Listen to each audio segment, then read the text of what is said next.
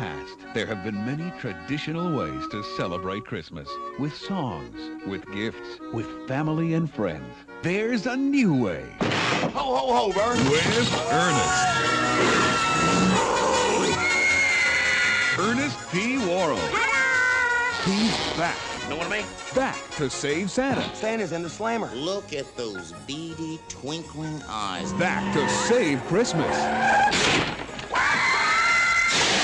Back to save face. You're dead meat. That's life for you. Isn't she a doll? Ernest P. Worrell. Mr. Funtime. In the mission they said couldn't be done. On Comet, on Cupid, on Donder. In the movie they said shouldn't be done. Dopey, Grumpy, Blister.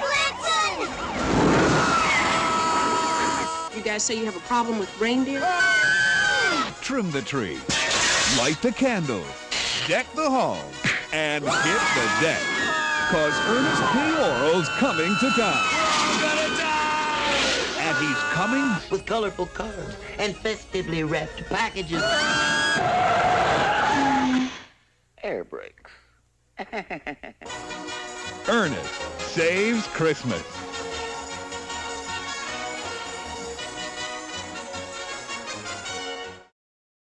Hello, welcome to Movie Humpers. My name is Bob Sham. Hi, I'm Angela. The sounds you hear may be dogs and the sounds of Santa who's looking to retire and Yes. pass it along. Santa has dementia. He is. He's getting old. Santa needs to find other Santas, potential Santa suitors to replace him. He doesn't necessarily have dementia, but he cannot remember things like he used to. He's It's- starting to be forgetful. It's that time of the year. It's the most wonderful time of the year. Camp, comfort, and joy all month long. And up the top, I want to say, and we have to say it because there's some changes coming. We're going to consolidate our RSS feeds. The SoundCloud RSS feed, which has our old Documenteers episodes on it, will probably just be deleted. Mm-hmm. So if there's any old Documenteers episodes or any Movie Humpers episodes you want to just download or rip, then you can go to the SoundCloud and do it directly. Sometime after the new year, pretty early on, we will get rid of that and just consolidate under one single RSS feed that will just have Movie Humpers. But it won't be called Movie Humpers because we're changing the name. We already know what the name's going to be, and we'll reveal it right before the new year. And we're kind of excited about it.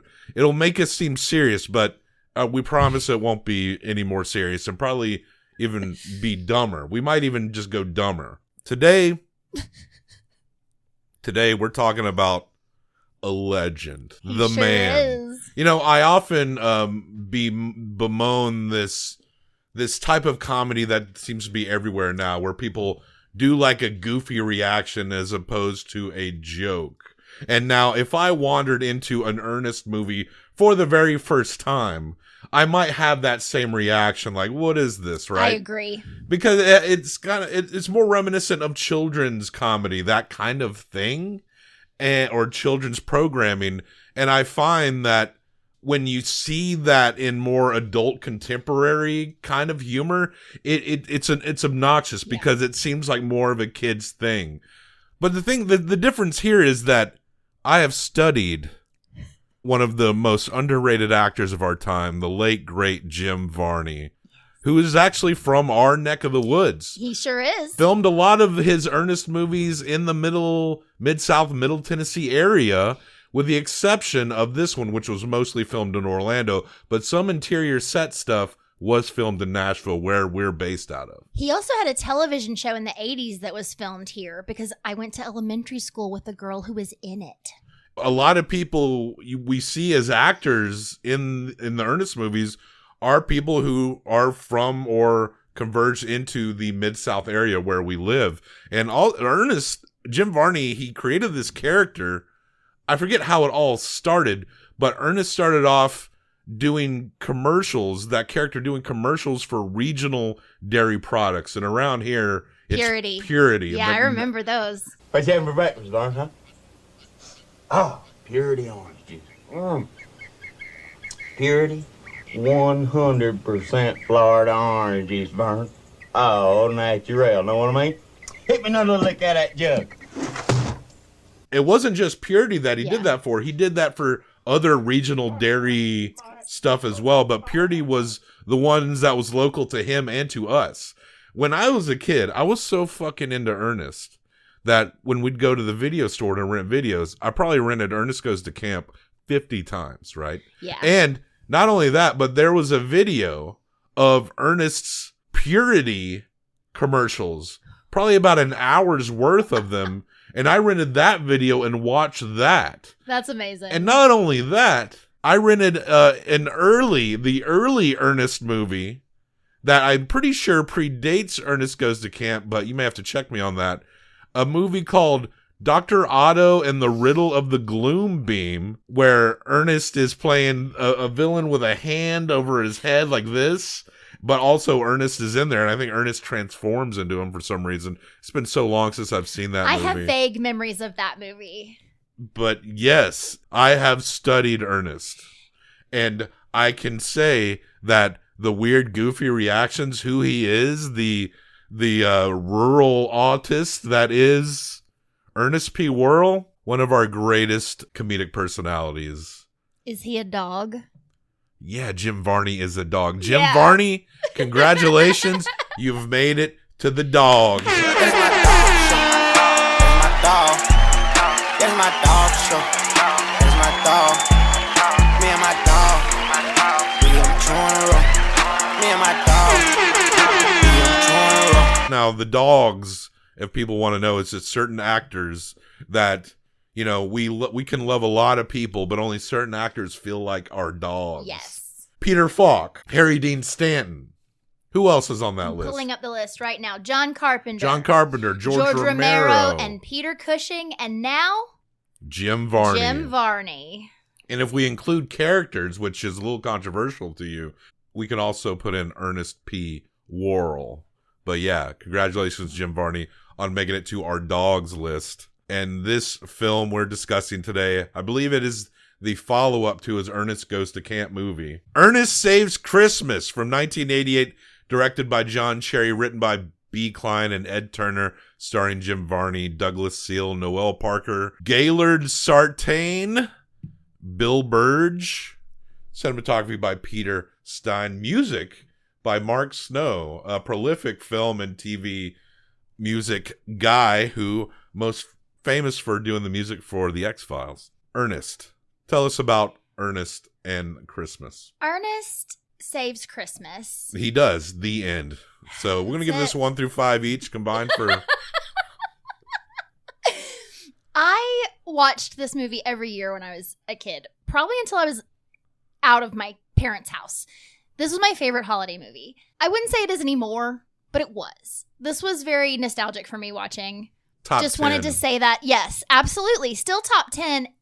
There are some parts that, like you said, if I met this movie now, I would be maybe put off by it a little bit. Maybe. But, and there were a few cringy moments, but also gut laughs. Anyway, okay, so this story is Santa Claus has gone to Orlando because he needs to find a new Santa Claus because he has to pass on his power.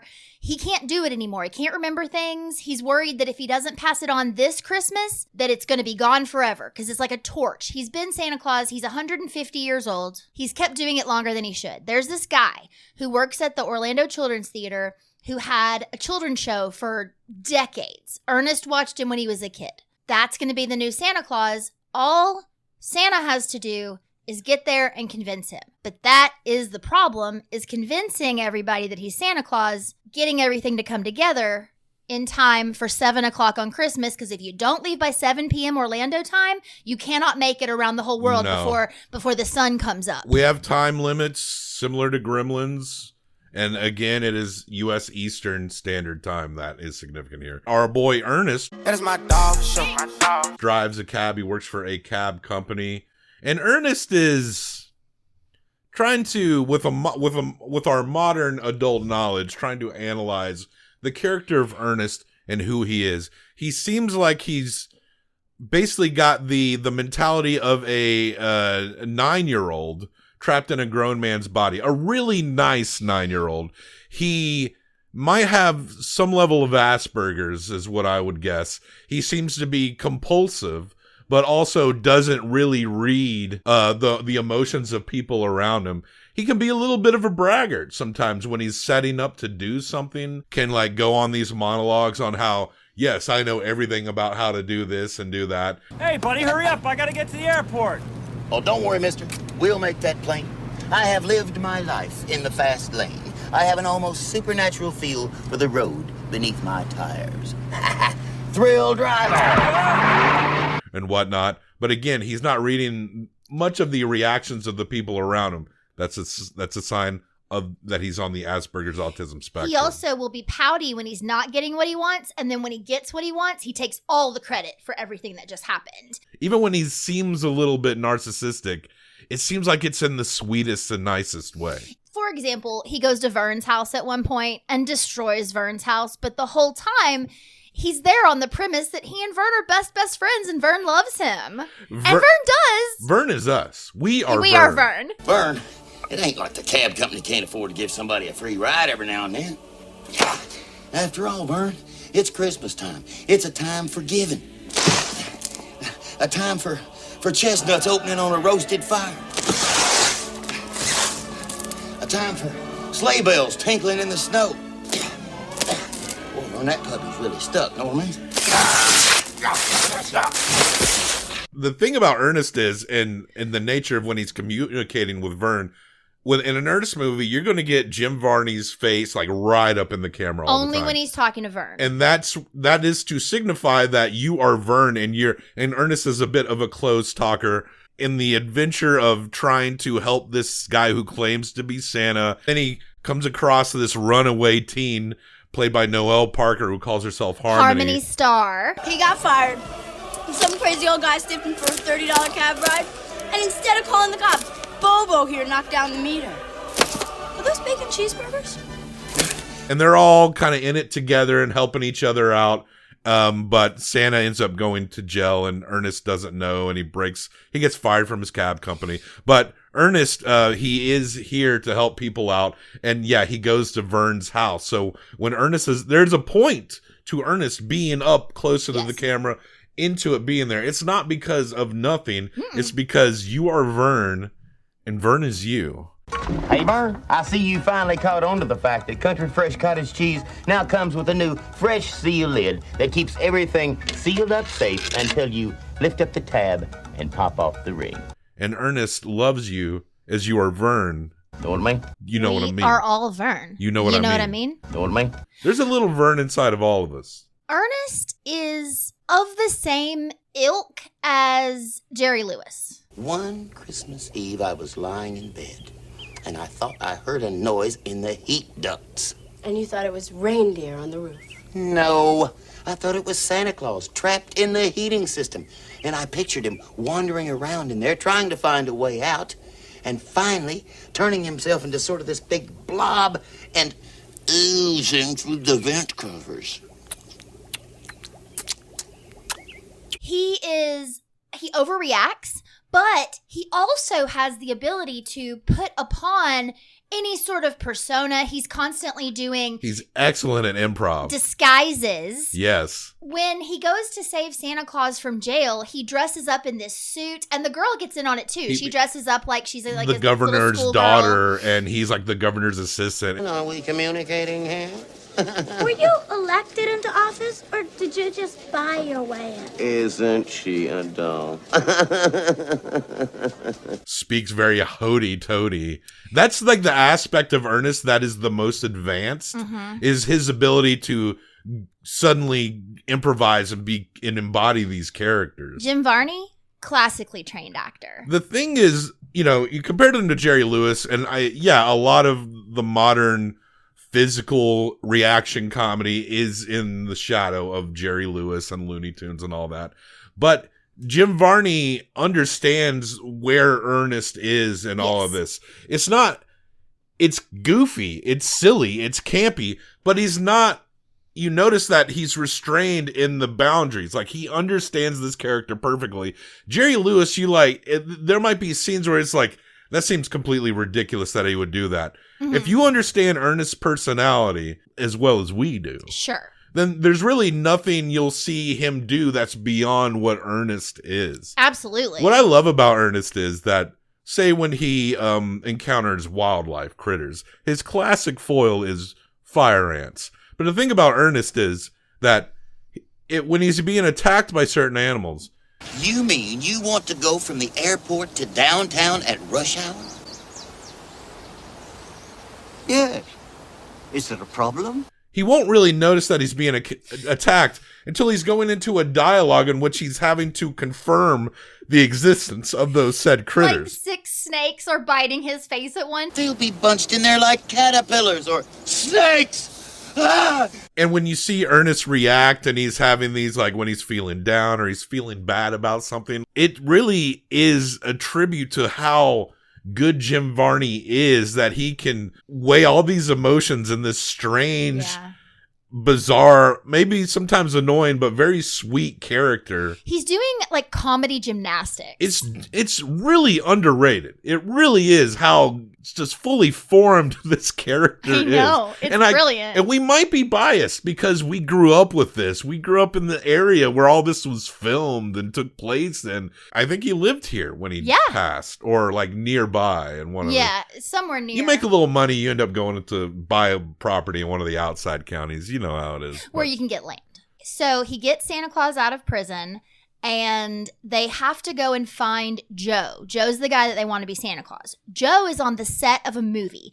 This is where the snakes come in. Ernest pretends to be a snake wrangler. And my favorite, Ernest, you know, he says all the time, but he also does this great Ew. To find out where to go to find Joe, he has this other character where he dresses up like he pretends to be somebody's mother. Yes. It's similar to the character of Dick Van Dyke's mother from Bye Bye Birdie. Like, she's a mother that's been tossed aside, but I find this character to be extremely funny. I'm only glad his father never lived to see the day when his son would treat his own mother this way. Me, a lonely old woman forced to cope in a world of indifference. Hold on just a minute. Where is he? Where is Martin? I need him to help me with my will. Having walked from the airport, I'll be dead soon. I love this character. And what's interesting about the mother character and the snake wrangler character is that both of these characters, through their dialogue, reveal that they have dead children. That's life for you. You have 2 sons, one good, one bad. And wouldn't you know it, with my luck, the good one dies. I have to assume that the governor's assistant also has a dead child, too. It seems like every character that Ernest improvises has an intensely tragic backstory. Yes. You get real crazy, especially on a day like today when it's real hot. You want one for you, boy? I gave one to my boy last year. No, that's all right. Just take the truck on over to stage. So yes, he gets the information from the agency because he pretends that Joe's agent is his ungrateful son. And one thing that makes Ernest have to try to find Santa again is that his magical bag is left in his cab. And when you open it up, it glows and you can make wishes and pull out items. Yes, and he goes back to the children's theater first to talk to the little old lady who looks so much like my great-grandmother that I almost started crying watching this movie this time because I forgot how much she looks like my great-grandma. She gets like Santa's dick at the end. Oh yeah. She's up on that peppermint stick by the time this movie is over. Party! Yeah, hell yeah. So he goes there, that's who she tells him that he's in jail. So then they're reunited, and meanwhile, the little girl, she's probably like 16. She's been trying to get money out of the bag or something expensive that she can pawn. She's a runaway. Yeah. And so she's trying to, but she keeps just pulling out toys. Only Santa Claus can really use the bag. I don't think anybody should be able to pull anything out of Santa's bag except for Santa. It seems like that should be a limitation to the magic. Now, a little side plot here is that now in Ernest movies, there are these 2 side characters that are Chuck and Bobby. Chuck is played by Gaylord Sartain, and Bobby is played by Bill Burge. And they are a character in most Ernest movies, and they do bit parts where they're kind of goofy and a little bumbling, but they're always tangentially connected to the overall plot of whatever the Ernest movie is. And they fit in the world of Ernest so incredibly They well. are Ernest-style campy characters, and yet Ernest seems to never know who they are per movie, like he's being introduced for the first time. They interact, but they don't know each other. The Bobby character, he talks a little bit, but he's essentially Silent Bob before we ever got a Silent Bob, you know? He makes the greatest faces, though. Well, they work at the airport in which cargo comes in, and come to reveal that in these cargo are reindeer. I think those are Latvian goats. Wait a minute. It could be aliens. And the reindeer, with, very limited effects, but clever how they represent it. They have it like the reindeer are just walking around on the ceiling. You hear a whoosh sound, and then you see them on the ceiling. So you don't actually see the reindeer flying. It's very cleverly done. And this is where you have to insert a picture of our guy doing his eyeball thing. That's the thing that character does, Gaylord Sartain. He does the eyeball wiggle thing. And we've seen Gaylord show up in other things. He's a character actor that's popped up over the years. But yeah, it just brings back warm childhood. This is kind of a comfort food kind of movie for us. 1000%. And we'll try to be as objective as possible when we rate it. But it may be hard because we are studied Ernest enthusiasts, almost like we could be practically members of an Ernest cult at this point in our lives. They go and find Joe at the set of this movie that he's been offered. He hasn't really listened to Santa Claus and what Santa Claus wants yet. Come to find out, this movie's called Christmas Sleigh, but it's S-L-A-Y. It's a horror. It doesn't make a lot of sense why these producers would want this guy to be in a Christmas horror. They say that it's because the guy who was going to be in it's famous, and he dropped out last minute, and this guy looks like him and can fit in all his clothes. Okay. That's basically why. And they can get him for much cheaper. Yeah. And his television show just got canceled, so he's free. When Santa Claus sees the monster come out and Joe pick up a gun to shoot the monster, he just busts into the scene. He punches the director of this in the face because he's so offended at the violence in a Christmas movie. Santa's got that Christ energy, like when he goes into and he's flipping the tables and the money changers in the temple. Santa's got that energy in this movie. He really does. Joe is also such a pure, sweet man that he's supposed to, as he has the gun up, say, "Die, you son of a bitch." And he can't say bitch in front of the children. This is why he's the perfect Santa. And the director says, they've heard worse. And Joe says, not from me. Right. His whole thing is, please and thank you. 3 little words. Why do I say thank you? Because they never seem old. They always seem new. Those 3 little words, please and thank you. Finally, Joe sits down with Santa Claus. Santa Claus lays it all out for him. And Joe's like, you're a sweet old man, but this sounds crazy that you think I am going to be Santa Claus and I have to think about myself and do this movie. Noelle Parker as Harmony, that character, the turn of her where she switches the sack out and she's going to take the magical sack to wherever to do some self-serving thing. It's never really convincing that this is really a bad kid character, So it's just kind of a forced side plot device, but everyone kind of does come back together at the end, but elves show up at the airport to obtain the reindeer, and Ernest shows up, and they have the sleigh but no Santa. So Ernest then has to figure out how the sleigh works, and the elves help him out. And I genuinely thought it was funny the way the elves reacted to Ernest. They are hilarious. And how frustrated they were at him. Don't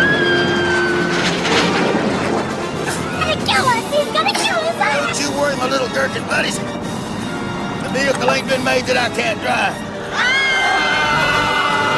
While Ernest is flying in a magic sleigh, like all around the earth, like how Superman did when he reversed time in the Superman movie. He hits the, what is that called? It's like hyperspeed button or something. And he's also breaking the sleigh. He's like pulling off handles and buttons. And they're like, Ernest, don't press that button. What's the problem? And he's like, why? And then he presses their button because he's Ernest. He also has ADHD. So the whole thing is they all have to get back to the children's theater by 7 o'clock. And so Harmony shows up and gives the bag back to Santa Claus. And she says she's called her mom and she's going to go home. And then Joe shows up and says, you know what? Because he was going to sign for the movie. He sees but they were an asshole. And he sees the sleigh flying outside and he goes, oh shit, this is real. He didn't say shit because he's Joe. He says, oh my goodness, this is real. And he leaves and goes and they shake hands and he becomes Santa Claus. Yeah, and Ernest does fly the sleigh down to where everyone meets. At the last second. And this is, so they're all back together. Joe is Santa. And the old Santa, 150 years old, should have like crumbled to dust like the Nazi at the end of the Last Crusade. He should have. But instead, he's just like a regular old man, and he's going to lay some Yule pipe on that lady that looks like your Nana. She actually says, "Is my grandma." My grandma Nora. Picture her getting fucked by Santa. Thank you. No, thank you. So the reason he doesn't melt into 1,000 pieces is because he's good. Vampires and Nazis turn into dust. But Santa Clauses, they get to live out the rest of their days. It's goodness. So I guess it's magic. He became Santa when he was 50, so now it's like he's back to being 50 again. Although he looks a little older than 50. Yeah. I don't know. We'll not get too much into the logistics of an Ernest movie. But I do believe he's going to now age gracefully with her, and they're going to be old lovers and then die. And when Ernest is like sad and feeling sorry for himself, he's very funny. This is the part I was thinking about when I said this earlier. He's pouting. He's having to say goodbye to the sleigh that he almost killed himself on. And then Joe, the new Santa, is like, Is there anywhere in the book that says I can't have a driver for one night? Nowhere at all. I think it's a fine idea. How about it, Ernest? Got a lot more seat time than I have. I knew they'd come to their senses. I am probably the best man for the job. After all, I am Ernest P. World, thrill driver. Ernest, the elves, the new Santa, and Harmony all jump into the sleigh, and they fly off to save Christmas and deliver toys all over the world. Ernest, he really did save Christmas. And this is when little grandma says, you got any plans tonight? And Santa Claus is like, I ain't got no gag reflex. She says early in the movie that she has no family.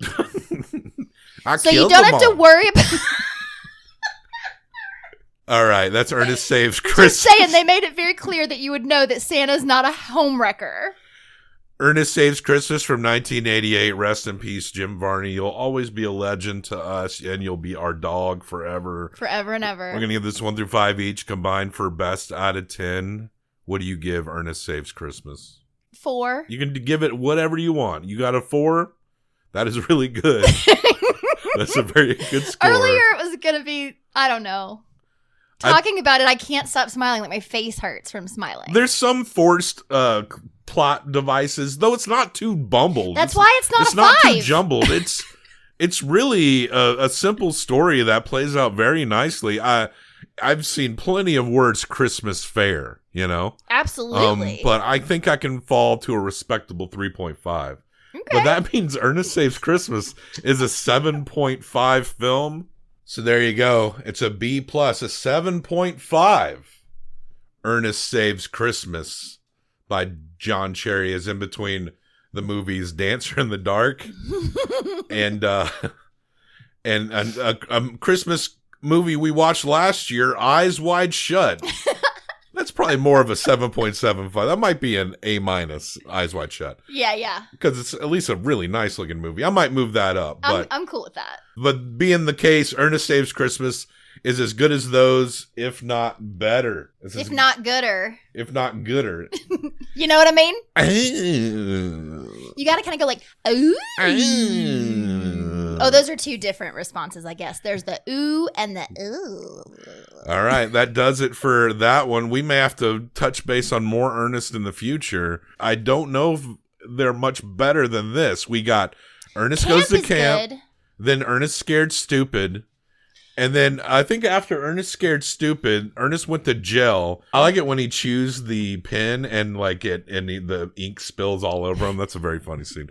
And then they stopped making money about that point, and then it was straight to video. Jim Varney, our dog. Like, subscribe, check the show notes for links to other places to find us.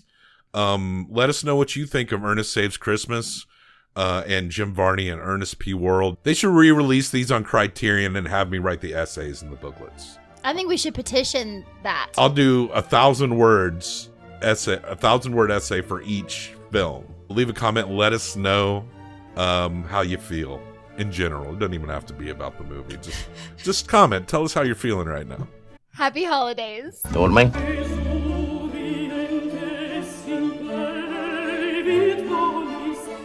Hey, Vern, look what I found in my daddy's closet.